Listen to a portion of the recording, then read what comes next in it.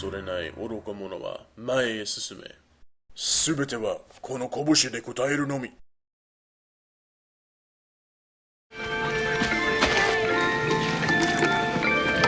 Here, they really love your music.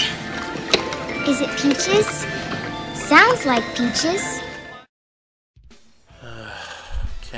Ken. It's going to get worse before it gets better.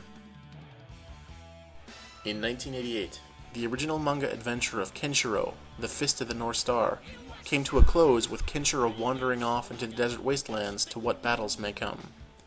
Aside from video game adaptations of the manga and anime, there was no new material for a long time, and the series as a whole went on a long hiatus. Then in 1995, American independent film distributor First Look Studios released a straight-to-video live-action film based on the original manga. Unfortunately, watching it made most fans agree that wandering alone in the desert was a much better fate.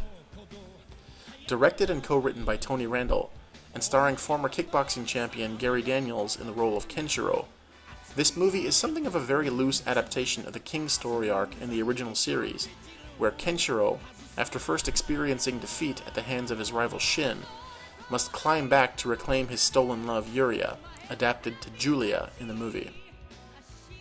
Even as the film opens up, it departs significantly from the original story, with Shin, instead of Ken's adoptive brother Raoul, confronting and killing Ken's martial arts trainer and master Ryuken.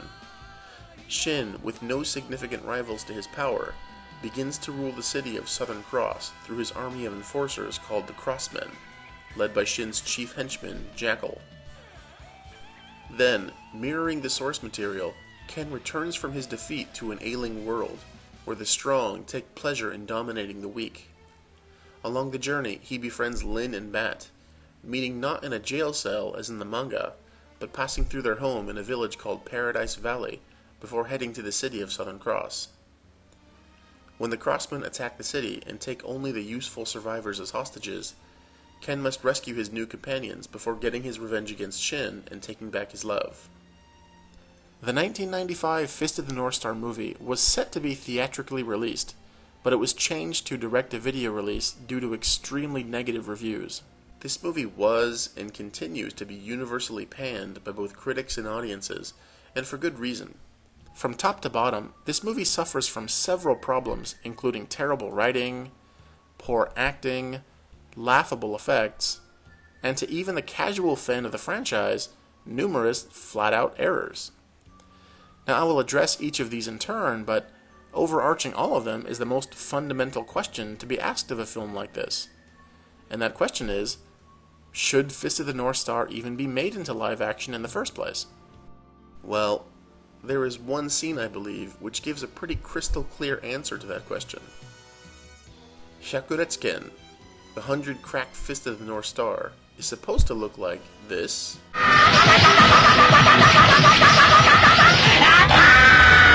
this,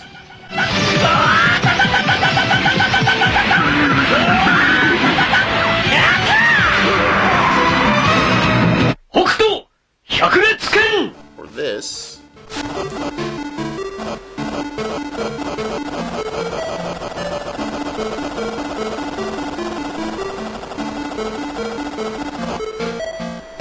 or even this.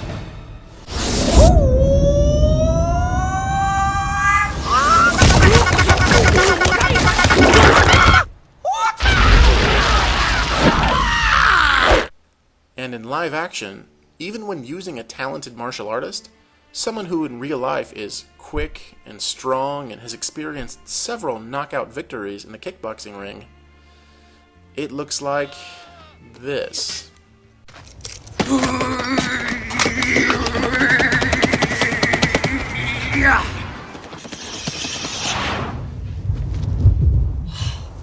And yes, that is the appropriate reaction to seeing it. While perhaps in more capable hands, a live-action version of Fist of the North Star may have turned out a bit better. It seems clear to most with knowledge of the series that the story works much better in some form of drawing or animation.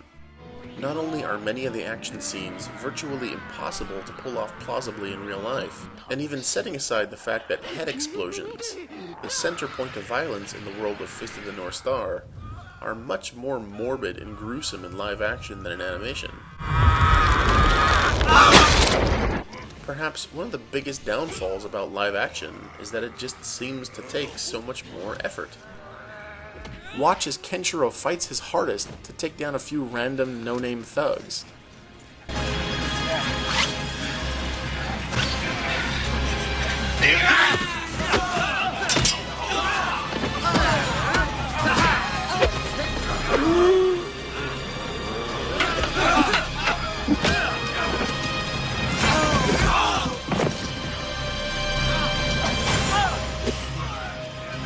Yet, realistic or not, in the anime, a simple touch from Kenshiro is all it took to down most of his foes, and even armies couldn't stand against him.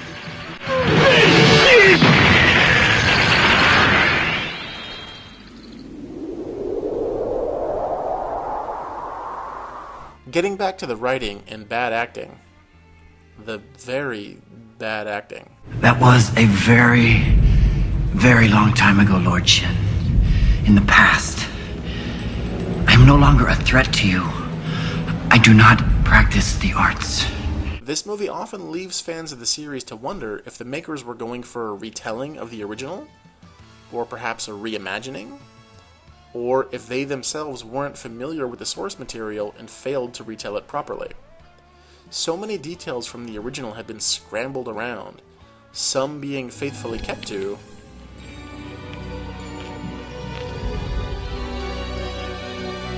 and others changed around seemingly at random. For example, Ryuken, the master who taught Kenshiro the assassination art of Hokuto Shinken in the books, has now become in the movie Ken's actual father, and his teacher of the North Star School of Fighting. Originally, Ken meets Bat and Lin, who has become mute after watching her family murdered in a jail cell. Ken instantly forms a special bond with Lin, helping her to recover. In the movie, they meet as Kenshiro trespasses into their home for shelter. But now Lin isn't mute, she's blind. Here is a character who at a glance looks like Kenshiro's adopted brother Jaggy. His head is wrapped up to keep it from exploding after a fight in which Ken presses his vital pressure points, like Jaggy.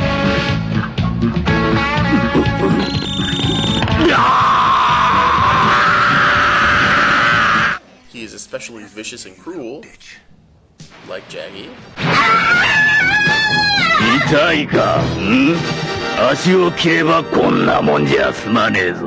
He is in a position of close influence to Shin, like Jaggy.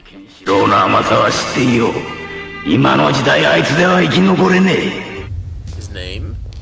Jackal, a different minor character who looks and acts completely different than this one in the movie. The special effects employed in the movie are of an era just before the widespread use of sophisticated computer-generated graphics, which some fans might enjoy, but they largely come off as laughable or generally lacking, not only in the fighting scenes, but in some of the strange choices made with the story. Another fundamentally confusing aspect of the movie is the casting. With few exceptions, almost no one in this film looks anything like their anime counterparts.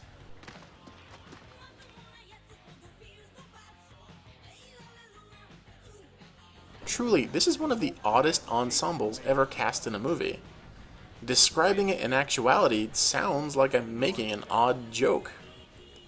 The cast somehow cobbles together a renowned British thespian, a champion kickboxer, an MTV VJ, a WWF at the time wrestler, a couple of homely but famous character actors, Rufio, and not one but two guys famous mostly for having more famous older brothers.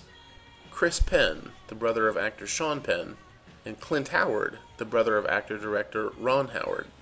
As for Daniel's portrayal of Kenshiro, the one good thing I will say about him is that he certainly looks the part. His body type is very well matched to the character of Kenshiro, being well muscled and in shape, but not overly bulky. And watching him warming up and fighting, it's apparent that he is a well-trained and talented martial artist. The problem lies in his portrayal of the character Kenshiro, iconic for being stoic, serious, and yet warm-hearted. Daniel seems to portray him as if he's slightly mentally unhinged. The last, and probably most abysmal point about this movie is its mistakes. Again, as the movie may have been going for something of a reimagining, it can be hard to tell if details were changed by mistake or with a certain purpose in mind. However, no matter how you slice it, this movie is rife with several errors regarding the world of Fist of the North Star. Here is an example scene at the beginning of the movie. Watching it through the head of a hardcore series fan might go something like this. Is my mission as clear to you as my identity, old man? Yes, crystal clear. Okay, Malcolm McDowell, you're a great actor and all, but you're no Ryuken. Ryuken may be old, but under those robes, he's a burly martial artist. And opposite from you, his facial hair is longer than his head of hair. And inevitable. You mean to kill me? Yes, I mean to kill you. My work is done, Shin. I am ready to die. But I am the Fist of the North Star, and you are Master of Southern Cross. I am the Master of Southern Cross. Yes. And the teachings say North Star and Southern Cross must never fight. Alright, Southern Cross is not a martial art. It's a city.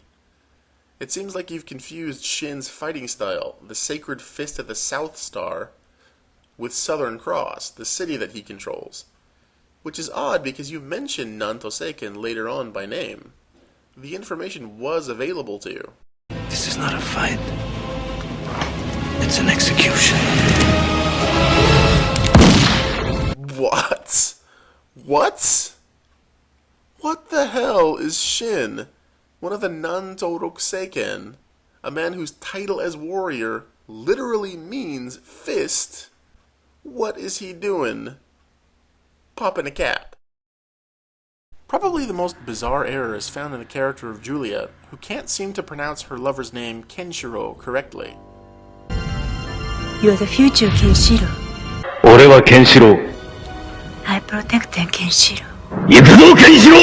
Kenshiro! ケンシロウ。 Kenshiro! The actress's name is Isako Washio. She's Japanese.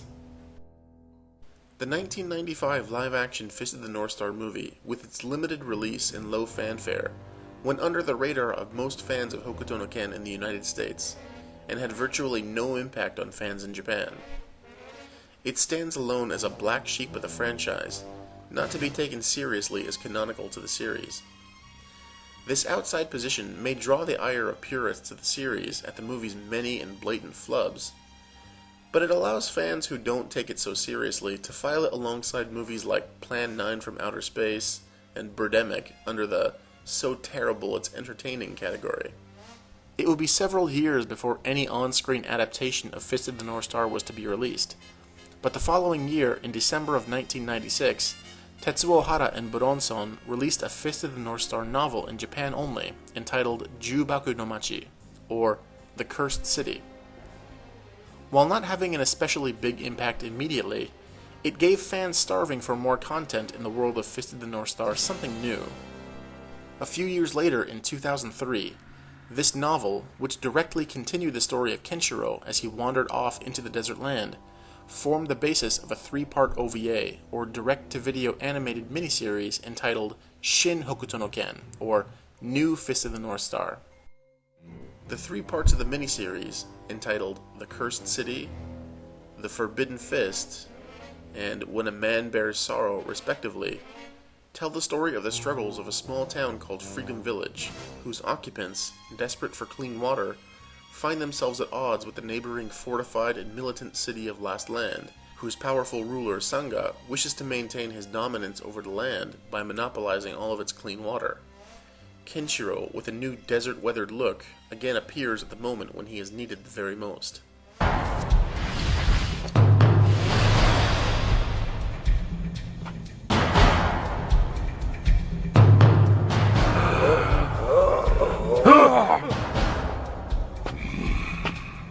That was impressive. Catching an arrow in your bare hands like that.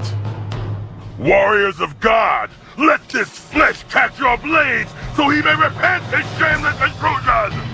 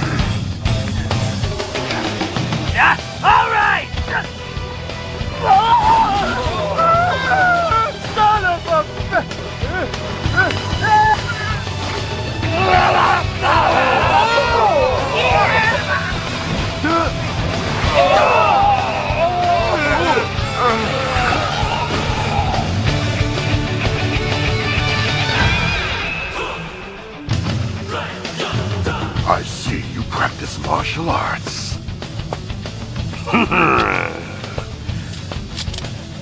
But no fighter can match me or the art I practice. The art of assassination. Hokutoshinken, Fist of the North Star! Hokutoshinken? I can see your friend has heard of it. So you're trembling in fear. Well, it's too late for you now, wretched fool!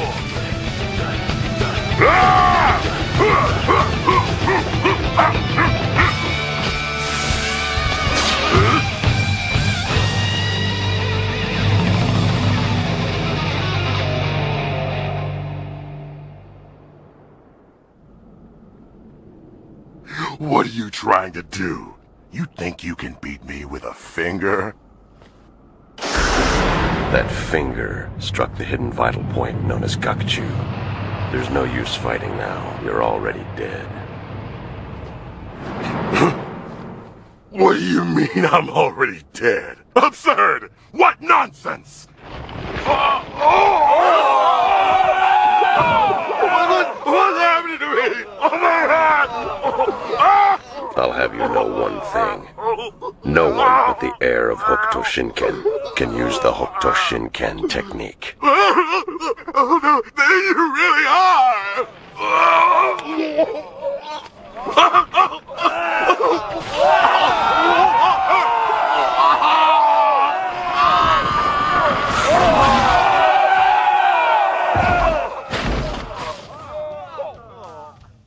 Kenshiro saves Tobi, a scout from Freedom Village, and learns eventually that the dictator Sanga has been using Tobi's kid brother Beasta to fool the citizens of Last Land. Beasta, an amnesiac, is skilled in parlor magic and illusions, which Sanga uses to create the illusion of godhood to further cull the populace into his hands. When Sanga learns of another Freedom Villager, Sara, who, like Kenshiro, or perhaps more like Toki, has the knowledge of the human body's pressure points, which she uses to heal, Sanga tries to make her his second illusionary god. It turns out Sara's technique is the same as practiced by the monks of a nearby isolated mountain temple, who are called the Clifflanders. This technique, called Hokomon no Ken, which means Fist of the North Gate, is an offshoot of Hokuto Shinken, created 400 years ago by a failed candidate to the successorship. The action comes to a head when, after the death of Sanga, Seiji, his son, returns after training and quickly mastering all the techniques of the Clifflanders to take over the city of Last Land. The struggle concludes with Seiji's forces clashing with the desperate but fanatically committed resistance, led by Tobi, using his brother's godhood to inspire his people. New Fist of the North Star was something of a breath of fresh air for longtime fans of the series, who had only the 1995 live-action movie in the 15 years between 1988 and 2003.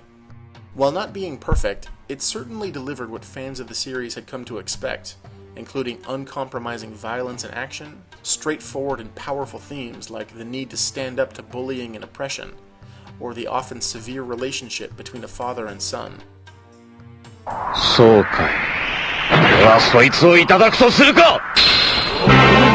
Also, just as the 1986 animated movie was a step up visually from the TV series,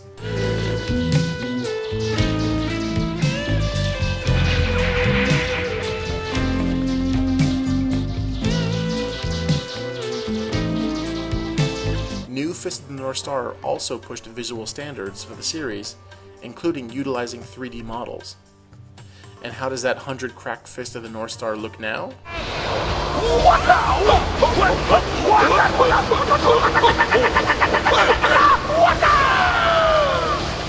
Yeah, that's about right. Also, unlike the live-action movie, the cast generally does a great job, with a few minor exceptions.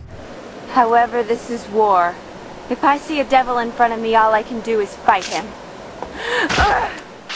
Robert Kraft, providing the English language voice for Kenshiro, is roundly regarded by fans as the best English version of Kenshiro, adding a hard-bitten, gravelly intensity to the character.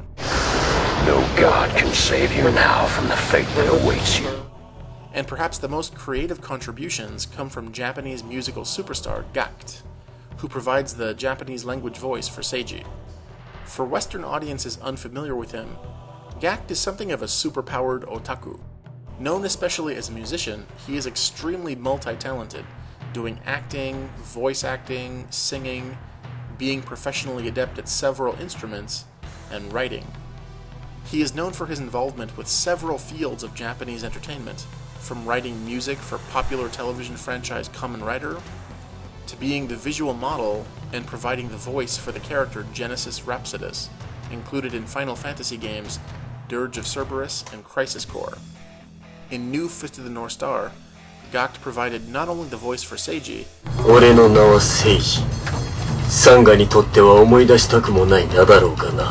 but the excellent opening and closing songs to the OVA. An interesting guy. Bear in mind, he is capable of singing like this.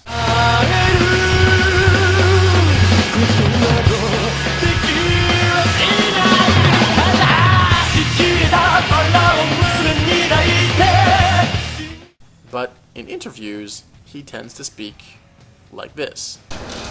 最近こうなんていうのかな。一番そうだな。一番さっき男が惚れる物語っていうか男が惚れるこういうアニメ漫画の主人公キャラクターっていうものがなくなってきてる世の中で。